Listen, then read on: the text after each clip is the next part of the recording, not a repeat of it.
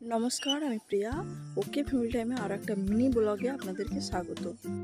এই মোবাইল স্ক্রিনে যে গাছটা দেখতে পাচ্ছেন, এটা এক্স্যাক্টলি কি গাছ? এটা পান গাছ নাকি মরিচ গাছ নাকি যে আলু হয় সেই আলুর গাছ? আলু বলতে মাটির নিচে অনেক বড় বড় আলু হয়, সেই আলুর গাছ নাকি মরিচ গাছ নাকি পান গাছ? এবারে আপনারা দেখে কি মনে হচ্ছে আপনাদের, সেটাই কমেন্ট করে আমাকে জানাবেন। এখানে চাষ হয়েছে দেখছি, আমি নিজেও জানি না এটা এক্স্যাক্টলি কি গাছ। তো আপনারা যদি জানেন তো কমেন্ট করে অবশ্যই জানাবেন আমাকে। তো আজকে ওয়েদারের অবস্থাটা খুব একটা ভালো না। সকাল সকাল উঠেই মাঠের দিকে একটু এসেছি। এই কদিন সমানে বৃষ্টি আর বৃষ্টি, পুকুর খাল বিল দেখুন মাঠে অল্প অল্প জল হয়ে জমে গেছে।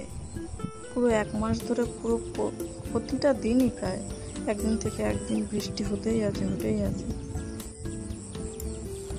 দেখুন সবুজের মধ্যে ওই যে ছোট ছোট হলুদ ফুলগুলো ফুটেছে, ওগুলো খুবই সুন্দর দেখতে লাগছে দেখুন। আর পুরো মাঠটা বৃষ্টির জন্য ঘাসে একদম সবুজ আর সবুজ হয়ে আছে। আর আমি পুকুরে ছাড়ার জন্য বালতিতে করে নিয়ে এসেছি দুটো মাছ। তা কী মাছ নিয়ে এসেছি সেটাই আমি আপনাদেরকে দেখাবো। চলুন দেখি, পুকুরে ছাড়ি, আপনারা ভিডিওটা দেখতে থাকুন, তাহলেই বুঝতে পারবেন। জলে তো মাছদের বেশি শক্তি থাকে, ওই জন্য দেখুন অল্প একটু জল হলেও কী হবে, ধরাই যাচ্ছে না মাছগুলো। এটা ছোটো একটা পুঁটি মাছ, কি যায় কিনা। ও বাবা, আর একটা আছে,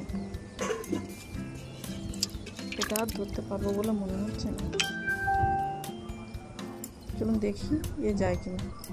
মাছগুলো অনেকক্ষণ দিয়েই বালতির মধ্যে আছে, তো ওই জন্য একটু হয়ে গেছে, জখম হয়ে গেছে। মাছটা মনে হয় যাওয়ার কোনো ক্ষমতাই নেই, গেল লাস্ট শেষ পর্যন্ত।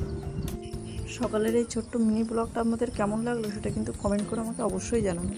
সবাই ভালো থাকবেন, সুস্থ থাকবেন, সাবধানে থাকবেন। আর ভিডিওটা কেমন লাগলো আমাকে কমেন্ট করে অবশ্যই জানাবেন। আর ভালো লাগলে একটা লাইক করে দেবেন। সবাই ভালো থাকবেন, সুস্থ থাকবেন। নমস্কার।